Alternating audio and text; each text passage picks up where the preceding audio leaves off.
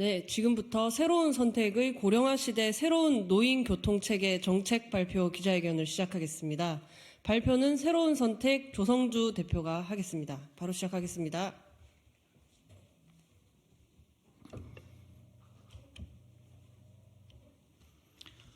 네, 새로운 선택 공동대표 조성주입니다.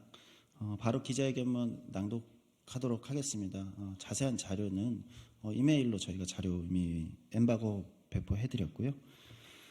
네, 고령화 시대 한국형 뉴딜로 새로운 노인 교통 체계를 구축하겠습니다. 내년부터 65세 이상 인구 1,000만 명 시대가 열립니다. 국민 5명 중 1명이 법적으로 노인이 됩니다. 현재 대한민국 노인 빈곤 긴급사태로 불러도 과하지 않을 정도로 노인에 대한 사회적 지원이 부족합니다. 노인 빈곤율 40%로 OECD에서 압도적인 1위입니다. 자살률 역시 OECD 평균보다 3배 높습니다.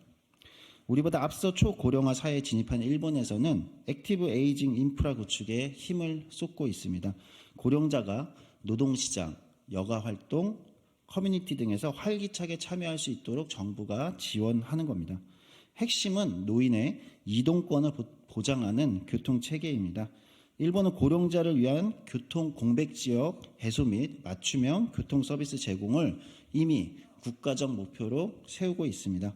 새로운 선택은 고령화 시대에 적합한 교통체계 구축에 전력을 다하겠습니다. 우선 지방의 교통인프라 붕괴 상황부터 해결하겠습니다. 노인 교통 문제는 사실 지방 교통 문제와 다르지 않습니다. 노인의 60%는 비수도권에 거주하고 있기 때문입니다. 수도권으로 인구와 자원이 집중되면서 지방은 인구 감소와 함께 대중교통수단까지 사라지고 있습니다. 읍 단위에서는 보면 버스가 하루에 4회 이하로 다니는 읍이 80%에 달하고 있습니다. 읍 내 택시는 세대도 되지 않습니다. 예를 들어 경기도 수원시와 충북 괴산군 비교해보면 수원의 면적이 120제곱킬로미터에 택시가 4,700대, 버스가 1,200대인 반면 괴산군은 면적 842제곱킬로미터에 택시가 50대, 농어촌 버스 30대에 불과합니다. 새로운 선택은 지방 교통체계의 중심축으로 수요 응답형 교통수단을 대대적으로 확충하겠습니다. 인구 밀도가 낮은 지역에서 철도 같은 대중교통체계를 구축하는 건 비효율적이기 때문에 필요한 곳에 교통수단이 배치될 수 있도록 하겠습니다. 대표적으로 지역 우버와 콜버스 1만 대 도입하겠습니다. 지역 우버는 동네의 청년, 중장년이 자가용으로 동네 어르신을 시내에 모셔다 드리는 선행을 지원하고 확대하는 플랫폼입니다.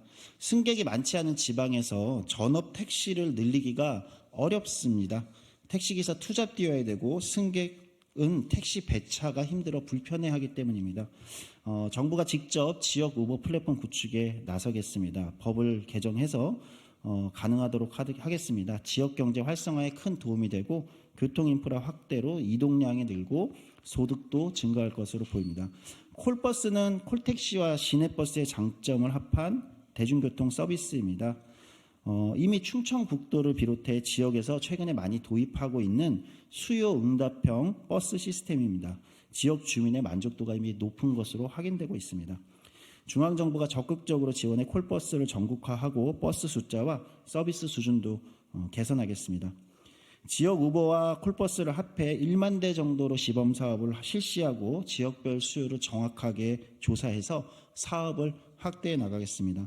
다음으로 새로운 선택은 수도권과 대도시에 편중된 노인 무임승차 복지를 지방으로 확대하겠습니다. 일단 현실과 점점 맞지 않는 법정 노인 연령을 65세에서 70세로 단계적으로 조정하겠습니다. 노인 이동권은 노인 복지의 핵심입니다. 노인 빈곤율이 OECD 수준까지 낮아질 때까지는 노인 무임승차 제도를 유지하겠습니다.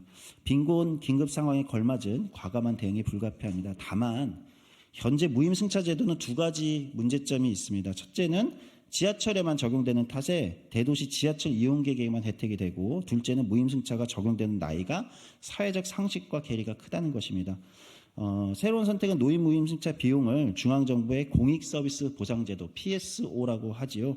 로 포괄하고 지방교통체계의 새로운 중심축이 될 수요응답형 교통수단들, 지역 우버와 콜버스의 노인 무임승차를 적용하겠습니다.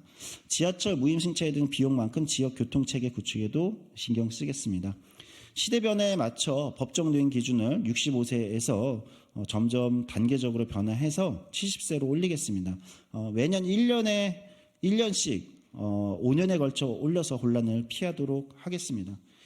국회 예산정책처에 따르면 지하철 무임승차 비용이 약 7천억인데 기준 연령을 70세로 높일 경우 이 비용이 5천억 정도로 하락합니다.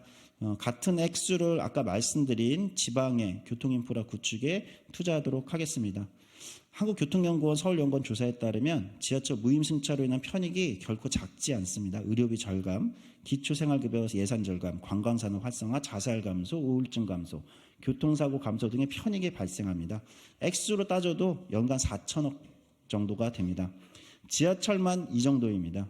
더 열악한 상황에 지방까지 감안하면 무임승차 지원은 편익이 비용보다 많을 수 있습니다. 노인 교통 지원은 고령화 시대 새로운 뉴딜이라고 할 수 있습니다.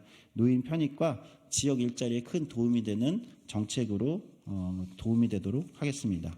네, 이상 마치도록 하겠습니다. 감사합니다.